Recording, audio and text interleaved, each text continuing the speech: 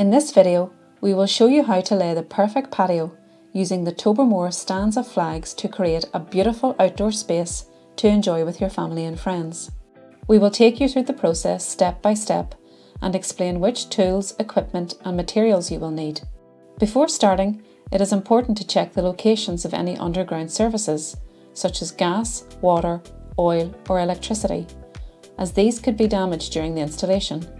You will need the following tools, equipment and PPE: shovel, string line, pins, screed rails and bar, plate compactor, cement mixer, spirit level, rubber mallet, soft brush and masonry disc cutter. The materials you will need include MOT Type 1 aggregate, also known as 40mm to dust, sharp sand, kiln dried sand, granite sand or jointing compound depending on which jointing material you want to use, and sand and cement for concreting in the kerbs. You may also require drainage channels or recessed manhole covers.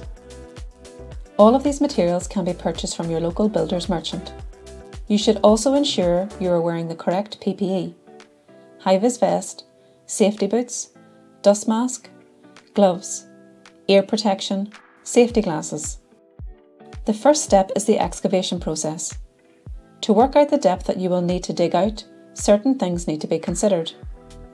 The depth of the flag you are using, in this case it is 50mm, 30mm for the laying course sand and 100mm of subbase.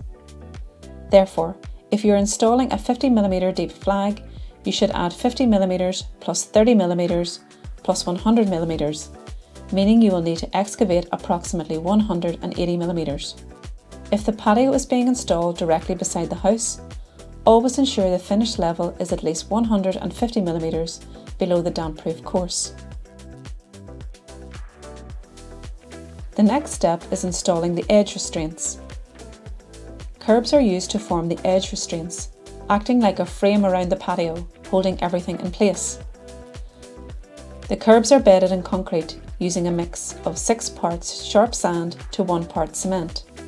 Before laying the kerbs, you will need to set out a string line to act as a guide for both the alignment and level of the kerbs.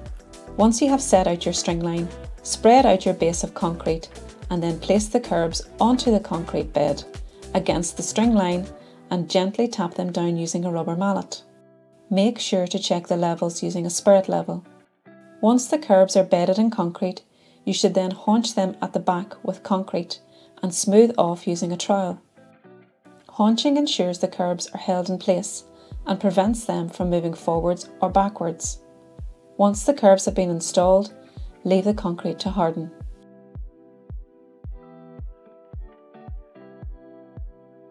Now it is time to install the subbase layer.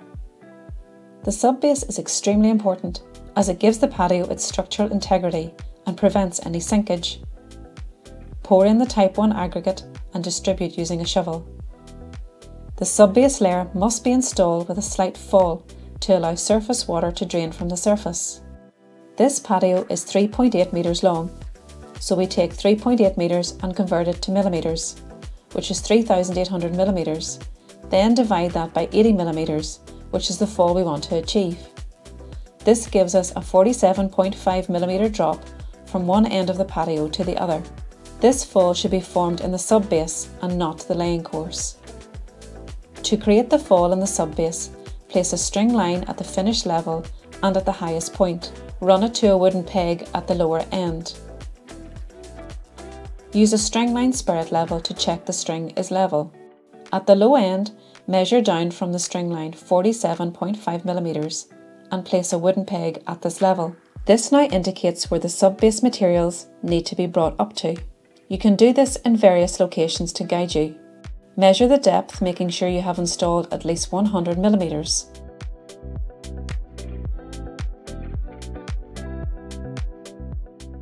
Now compact the aggregate using a vibrating plate compactor. When compacting, you will need to do several passes with the plate compactor until a fully compacted subbase layer has been achieved. Now we can move on to installing the laying course. The laying course material is sharp sand. It is important that you use a gritty, sharp sand. It should be slightly damp to help it compact properly. To test the moisture content of the sand, you should be able to form it into a ball. Spread out the sand with a shovel or rake and compact it using a vibrating plate. Set the screening rails into the sand to act as a guide to achieve the correct depth. Use a screening bar to drag the sand over the screening rails, removing any excess sand. If necessary, add more sand and screed until a uniform 30mm depth has been achieved. The screeding process creates a smooth, even surface on which the flags can then be laid. Remove the screed rails and fill in the void left behind with sand and screed over.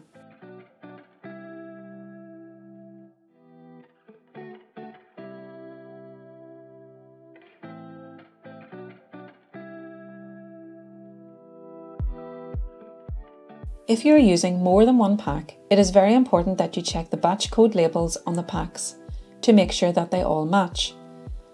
If they don't match, you should stop the installation and contact the company or merchant where you purchased the material.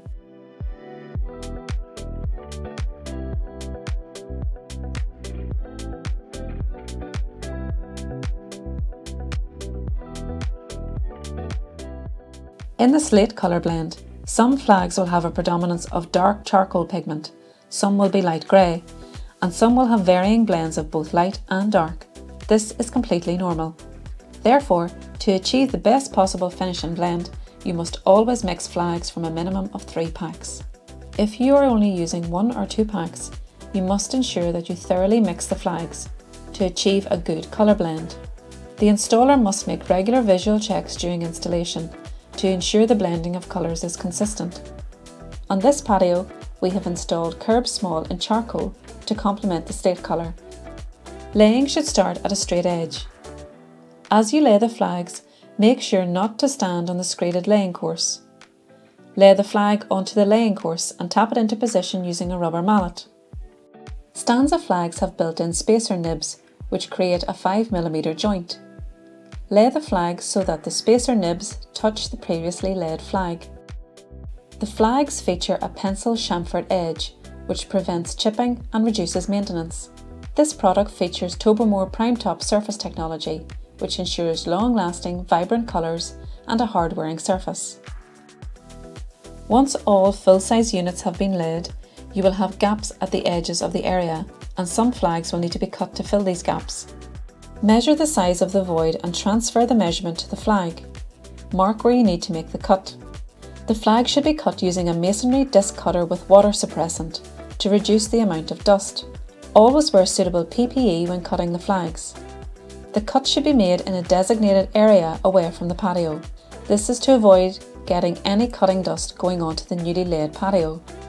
This dust can stain the patio, and if it is not cleaned off straight away, it can be very difficult to remove later. If you have a cut piece with cutting dust on it, you should wash it with clean water. When placing the cut flag into position, you should place the cut edge against the kerbs or border of your patio. On this patio, we are using kiln-dried jointing sand. It is best to brush the jointing material at a 45-degree angle to the joints. This ensures you don't brush any of the material back out of the joints. Once all the joints have been filled, you should brush off any excess material from the surface. And here you have the finished patio. The inclusion of the pencil edge chamfer and narrow joint gives the added benefit of low maintenance.